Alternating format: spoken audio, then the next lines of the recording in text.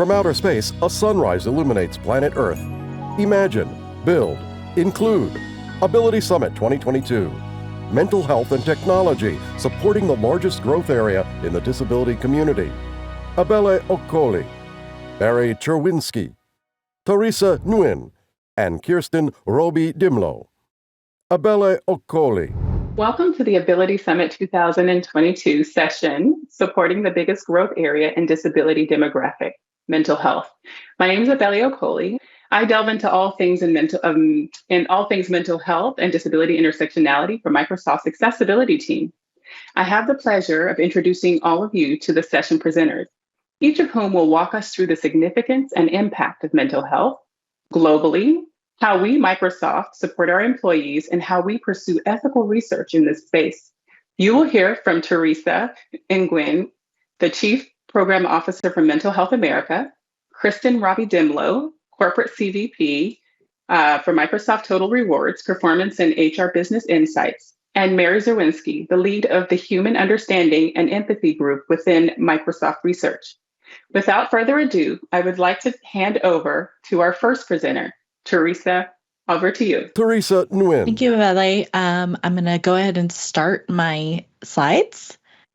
A little bit about MHA and myself. MHA is one of the first mental health advocacy organizations in the country. We were founded in 1909, but what I especially love about Mental Health America is that our work is really rooted in the lived experience of people with mental health conditions. So I myself have struggled with complex chronic mental health conditions as early as 7. I remember the first time I had thoughts that were very difficult to control. And certainly by the 6th grade, it was really impacting my schooling. And like so many people, did not get help until I was in my 20s, and found Mental Health America as a social worker and as an advocate and a person living with mental health conditions, where it's a community of people who really embrace what it means to live with a mental health condition, but also see the strengths that we have, that we bring to the table, and how we understand the context of our mental illness in America today. So next slide. As part of my work here at MHA, I run an online screening program. So historically, MHA has been fighting for ubiquitous mental health screens as just the first step for individuals to get access to mental health care. In 2014, I launched a website to allow young people primarily to come online and take a mental health test. And they might be looking something up on the internet like, am I stressed or depressed? Depression test, what is depression? And they come to our site. And here are all the screens that we do offer for community for free. And 90% of our users come organically via the internet and take a test for depression, anxiety, bipolar disorder, or even psychosis. Next slide. A lot of the data that I'm going to share with you today is from this program. I'll say since starting in 2014, we've grown quite a bit. We used to annually serve about 1 million a year, and this changed in 2020, which I will be sharing with you. But for context, what we see from our screening work is that it matches a lot of both mental health research and census data. So given the scope of the size of the data, currently annually serving about 5 to 6 million users every year, predominantly female, which is consistent with mental health research, young, which is consistent with what we know is when mental health conditions start. So if you're a parent with teenagers, you're a parent with children who are entering puberty for the first time, we know this is when we're most concerned about finding young people. And otherwise, our data very much matches census, state to state. And then certainly during COVID, we saw similar trends with our CDC partners when there were incidences of rise, for example, in the Asian American community or in the Black community, which I'll go into next. A bar graph. So I don't think anybody now questions that COVID was very difficult for all of us. And certainly if you're living with a chronic condition, and certainly one like a mental health condition where the sensitivity for us around stressors, around our cognition, the way we perceive the world, really has a radical impact on our ability to attend, right? And pay attention or be as productive as we would have liked. What we saw during the pandemic, which was something that we had not seen before since tracking our data since 2014 is that the severity of screens, the number of people who come in to take a test and score positive increased by about 10 percentage points.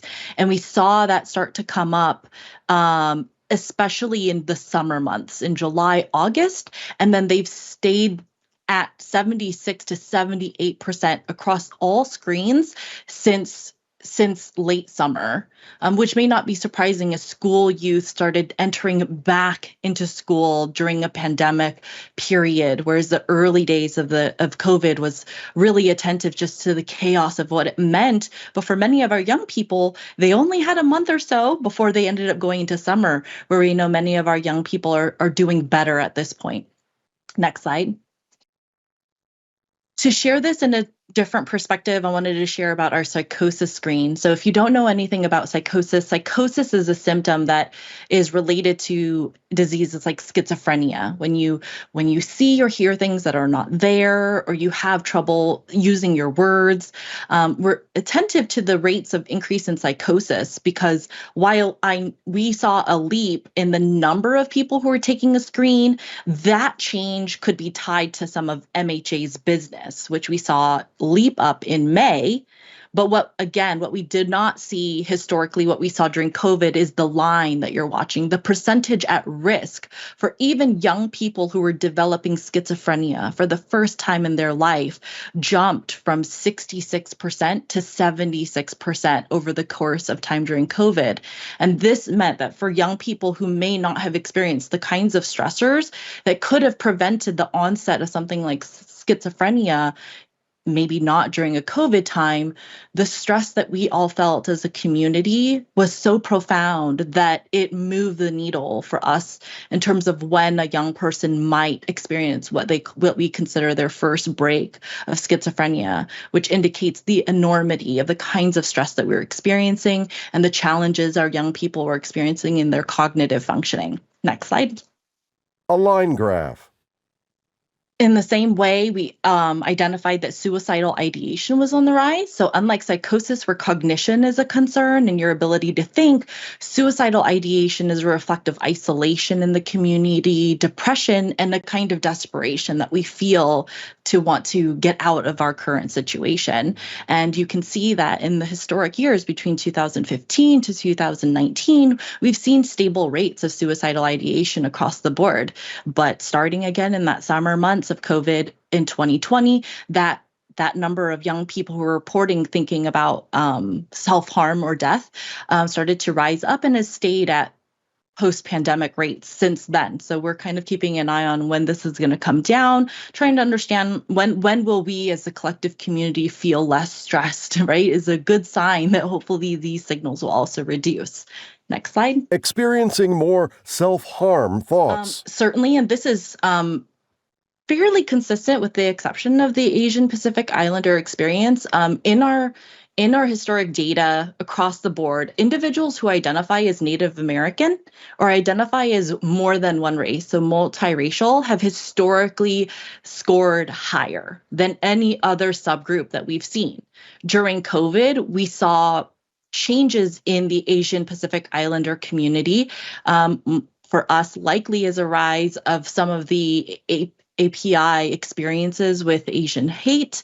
The nuances for Black communities also similarly, but I will show you a slide of some of the difference that we see here. But I think the important point here is that we know from a disparity or equity lens that our Native American and multi-race screeners have always had a significantly more profound, difficult time. And I don't think enough attention has been placed to these two communities. So I just want to highlight that if you're working with, Native American populations or people who identify as multiracial, which we don't hear a lot about, there may be, a time to turn on your brain and say, hey, there's something special to consider here. Next slide. The main things contributing to mental health problems right now. During 2020, we asked people, when you think about coming to take a mental health test, what are the top 3 concerns that you experienced? And this is fairly consistent. We saw some changes but loneliness and isolation consistently is the number one concern for individuals, which if you think about this from a productivity or a connection standpoint, we are really at our best when we have someone to share something with. And COVID was an interesting time where we were trapped in some ways with very few number of people. And we see this with youth, we see this with our adults, our young people losing social networks, our adults learning to navigate a COVID experience as parents with just one another and the unique context that we're navigating together. From a mental health perspective, it's not surprising that past trauma and relationship problems are absolutely a concern for people across the board. I think for many people during COVID, those issues, the past trauma and the relationship problems really started to come out in full force in the way that we had to navigate our concerns with one another, right? Next slide. But what is interesting is when you think about the main concerns across different races and ethnicity. So these findings have been fairly consistent through 2020 and 2021. Our Black African American communities are concerned about financial concerns and racism at the highest rate. And this has been consistent as a factor of understanding historic discrimination in America, and certainly what we can do for the Black community and bringing additional equity from a financial standpoint, and job equity, I think, is really important. Native Americans are reporting more past trauma than anybody else. API community have talked about concerns about COVID. This can be either fear of getting sick, or sometimes we are seeing what they're saying is what does it mean to be tied to something like COVID-19 as a community? Latino communities are experiencing loneliness, and our multiracial screeners are reporting grief. I will say, since tracking these numbers in 2021, we have seen some of the stressors overall reduce to some pre-2020, with the exception of grief. The concerns about grief have started to increase significantly, I think, as all of our stressor has come down, and trying to contend with what it meant to lose a family member or lose someone. So just in the very most recent last months of data, we're seeing grief start to take a rise. Next slide. And as a response of this, I just want to share that as a result of support from Microsoft, MHA is working with Northwestern University to provide a text-based protocol treatment module. I wouldn't call it treatment, but it's a text-based service that we're going to give at very low cost. It's actually it's a project that's done both with Northwestern University, where we're taking different psychological strategies and the way to push people via text messages to learn skills and build them up in a low-cost way that's asynchronous. It means you can kind of access this anytime you want, but the machine learning component actually learns your habits and your behaviors and the way that you prefer to receive this kind of content, as well as what kind of content you have. So I hear on the agenda that David Moore from Northwestern, my counterpart, will be sharing with you additional details. I just wanted to give him a shout out for our awesome collaboration, and a huge thank you to Microsoft, actually, for the wonderful support that they've given us for the last couple of years. Next slide. And I just want to end with a quick call to action. If anybody is struggling with a mental health condition, or if you're wondering about your child or your cousin, go online to mhascreening.org, where you could take a free mental health screen. And for the nerds like myself, there are two links here. One is a report that we do annually to summarize national data from our federal friends that's collected, and how that pairs up with MHA screening data, which I showed you, which is the final slide, which is our state and county data dashboard, which is going to be for the next year or so a real-time update of all the data we see and how this breaks down at a local and state level community. So some epidemiological work that we're doing. And that's it for me. Thank you.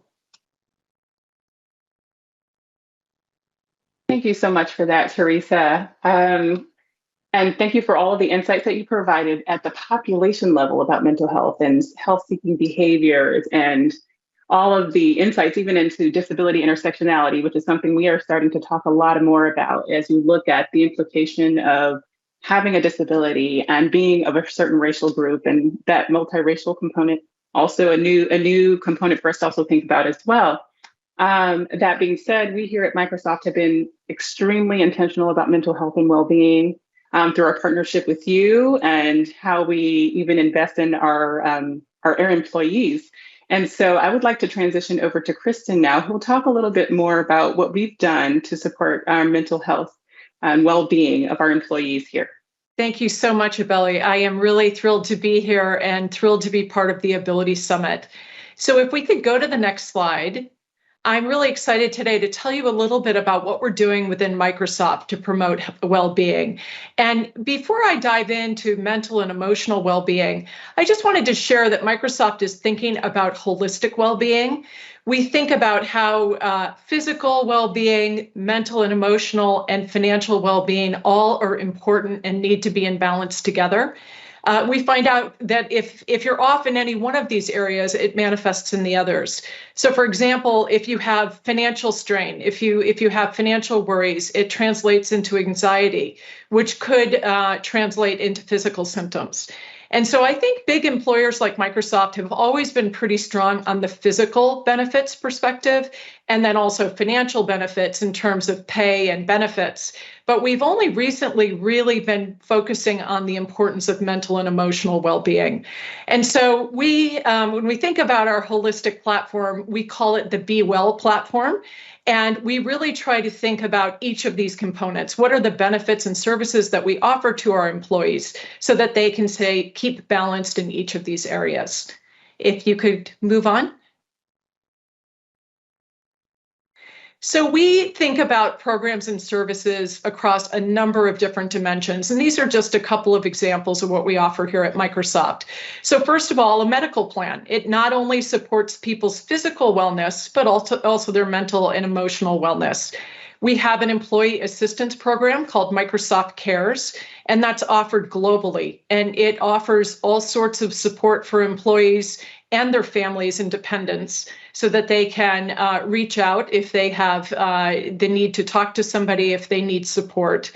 We have our Be Well global platform, which is a global software platform that allows employees to access a portal of services, trainings, ideas, ways that they can promote their holistic well-being. And then we also have a lot of opportunities here at Microsoft. So for example, we have employee resource groups, and the resource groups are fantastic for promoting well-being. And then finally, external resources. So we bring in outside training, things like today, where we can offer people perspective from the outside on how to promote mental well-being. Next slide. One of the things that we did a few years ago was we realized the importance of mental well-being, and we started an internal campaign called It's Okay Not to Be Okay. And what we realized is we wanted people to really be as comfortable talking about their mental well-being as they were with their physical well-being. And we were really stunned by the overwhelming positive response from our employees. We had a lot of employees who were saying, thank you so much for helping to remind us that it's okay not to be okay. We also had a lot of leaders who stepped up and shared their own journeys with respect to mental well-being for themselves or for perhaps a family member. And so we created this incredible team internal to Microsoft. It consists of a variety of well-being experts from different disciplines in the company. So we have my own team, which promotes global benefits and global rewards. And then we also have Abeli, who is from our legal team and our ability team. We have people from our product groups who are trying to think about how Microsoft products come together to support mental well-being. We have people from our diversity and inclusion team who give us great advice on how to think about different aspects. And it was great to see Teresa's data because you really start to understand the importance of thinking about this through so many different angles. So what I wanted to share today is some of the output of that cross-functional Microsoft virtual team is these two things. So one is your well-being was well worth it. So we have morphed our campaign from It's Okay Not to Be Okay into internal resources that are available to employees to support their well-being. And we've also done a little bit of internal marketing just to continue to destigmatize and to ensure that employees can find the resources that are available to them.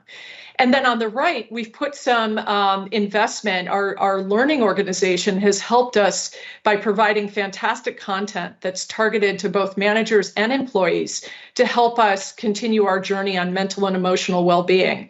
And some of that might be for an employee just to think about, hey, would you like to have a conversation with somebody? Do you think you need support? Is there somebody on your team that you think needs to support? What can you do to be an ally to that person? And then for managers also to think about being great managers. How do you promote psychological safety so that employees can feel confident sharing any needs that they have from a mental health or well-being perspective?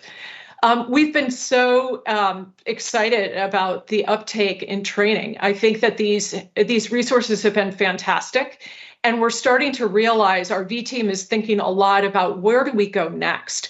We have so much opportunity, and we feel like we're really scratching the surface, and yet we really know that we're on track. Teresa mentioned the importance of COVID, and I think the silver lining of the increased anxiety and uncertainty people have had as a result of COVID has continued to destigmatize the importance of mental well-being and the ability for people to say, I'm not okay right now. So, we are learning a lot through our V team. We are continuing to try to push ourselves and to push the bar for all of Microsoft. If you could go on the next slide. Be kind to your mind. One of the neat things we did recently was we announced Headspace for all employees. We have a number of different things that people can use, but we did a 90-day pilot with Headspace globally, and it was so well received that we've now rolled it out to all employees. We also use something called Talkspace, which allows people to chat. I mentioned the employee assistance program. We try to offer a lot of different ways that employees can support their mental well-being. And this was a fun one that has been really well received by our employees. Next slide. And then, in terms of where do we go from here? So I mentioned that we're continuing to learn and grow and try to think of the different needs of our different audiences. We have a globally diverse organization. We do business in 109 countries. And so there's a lot of work to do just to understand how we localize this work. But part of that is continuing to tell the story. And so when we think of holistic well-being, we have set up a calendar for ourselves. This is just an example of the different topics that we touch on throughout the year. May is mental health month. And so during the month of May, we'll be doing an internal campaign on mental health just to remind employees of all the things that we have available. In July, we have our Be Well Games Challenge and a fall well-being campaign. And then in October through December, as we get into our open enrollment period at Microsoft, we'll have physical.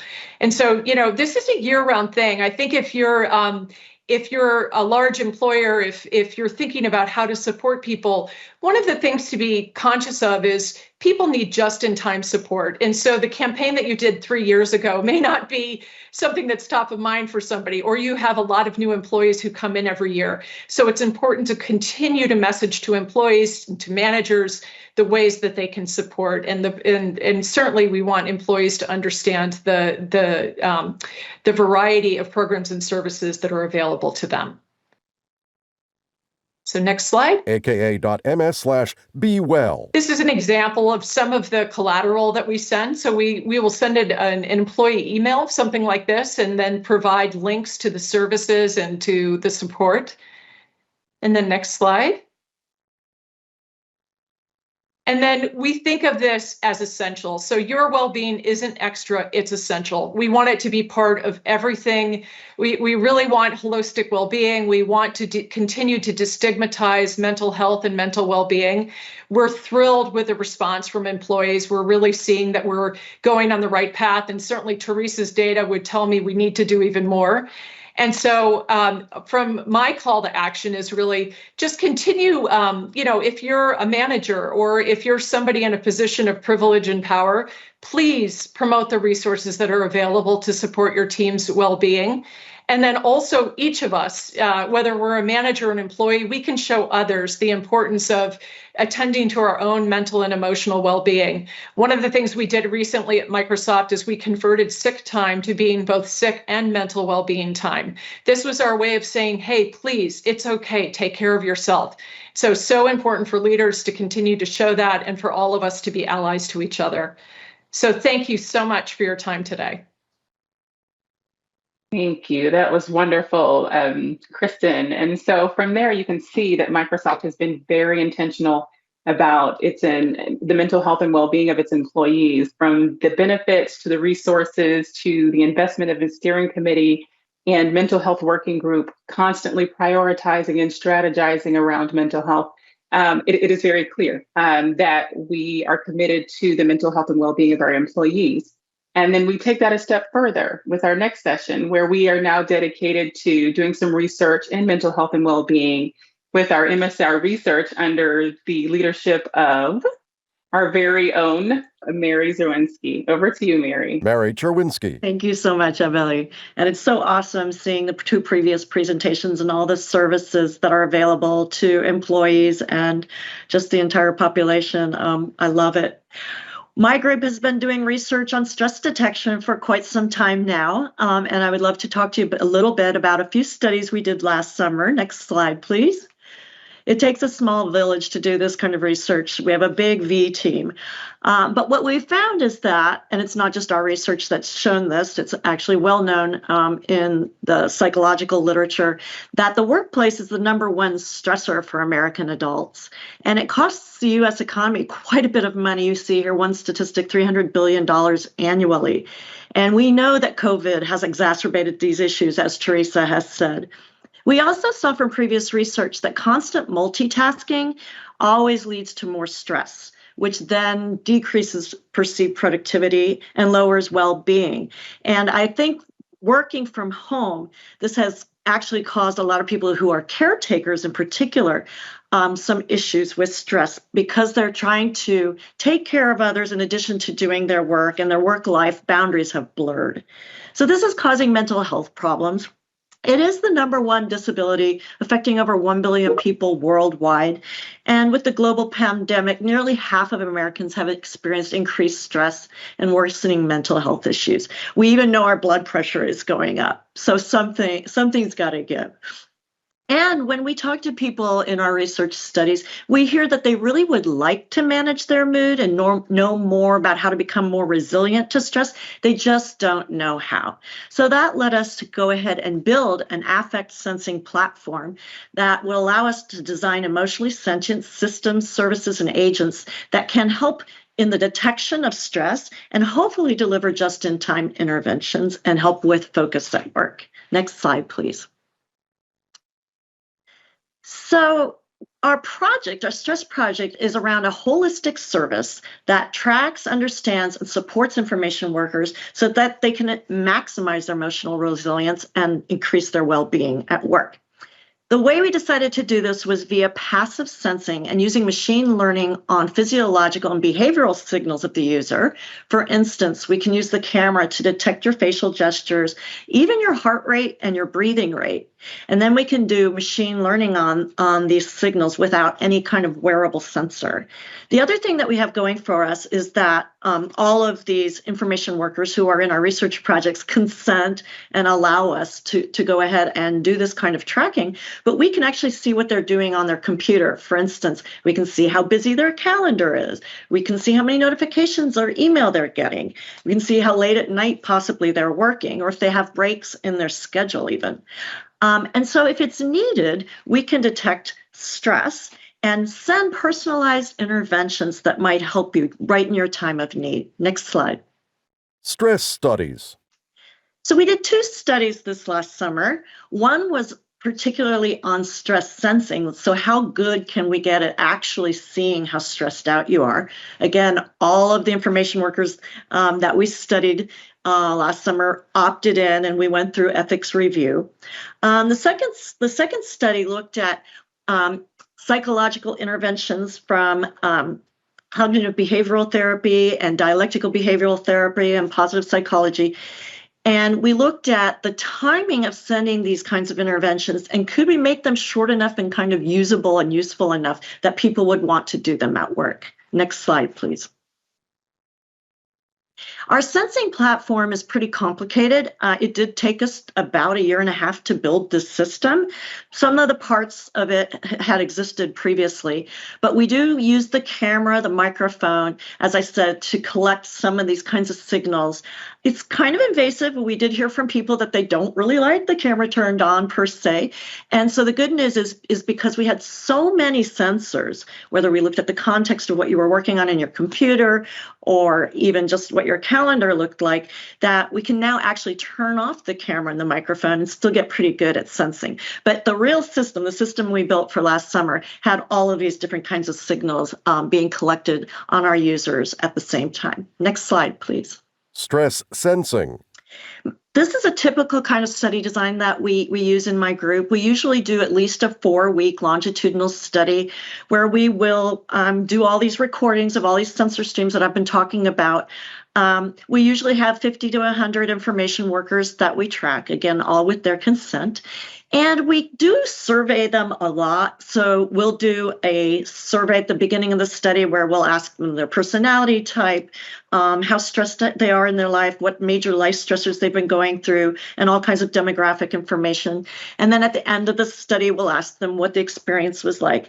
During the study, we usually do a beginning of the day and an end of the day little survey asking people how things went that day at work, how stressed out they were. And in this particular study, we asked about between 5 and 8 times a day how they were doing, what the cognitive demands on them were, how many resources they felt like they had to throw at those cognitive demands, how stressed out they were, how pleasant they felt how busy they were, etc. Personalization. What we found in the stress modeling system, thank you, was that if you just look at a user for a couple days, you're not going to be very good at detecting their stress. But if you look at about 3 weeks of data for an information worker, you can start to get much more accurate at detecting their stress. And again, this was with the camera turned off and the camera turned on and the microphone turned on. So what we determined from this last summer's study was what we have to personally model stress for each individual. The way I react to stress is not the same as the way you will react to stress. So it has to be personalized and individualized. What we saw is that users, as I said before, were definitely more comfortable keeping these kinds of signals on their own machines. They did not want management seeing how stressed out they were, right? And also they were less comfortable with the camera and the microphone turned on. So the great thing is we learned what people were and weren't comfortable with. Interestingly enough, they're quite comfortable with us collecting their contextual information from their computers and their keyboard activity. So we're gonna be moving forward using those kinds of signals. Next slide, please. So the second study was looking at the type and timing of interventions to help once we do detect stress. So next slide. In this particular study, we actually had a clinical psychologist who was working with us, as we always do. And we took real psychological interventions from various kinds of therapies, and we developed a catalog of fun, I would say visually interesting designed interventions. And we built a little chat bot in Teams that when and if you were in the condition where you were getting just-in-time interventions, we would use our stress detector to send you an intervention right in the moment when you really needed the help. We also had different categories of interventions that I'll just touch on briefly. The other condition, there were 2 conditions. One was just-in-time help, and the other condition was schedule help for yourself.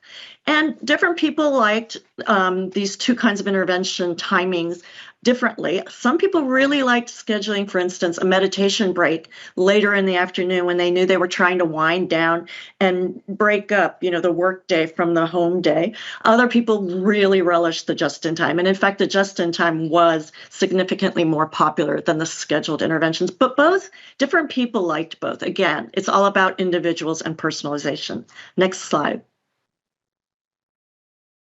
So again, same kind of study. We had 43 participants, we had 86 participants, 43 in the pre-scheduled condition and 43 in the just-in-time condition for 4 weeks. Same kind of thing as I explained to you before. They were running the stress sensing software, and then they got the interventions in the timing manner, depending on their condition. Next slide. And what we found in that study was that medium effort interventions were the least effective. People liked them the least. It was the low and high effort interventions, interestingly, that were very effective and that people liked the most. The low effort interventions were by far the most well loved. And they all had equal effectiveness, medium and low and high effort interventions were equally effective.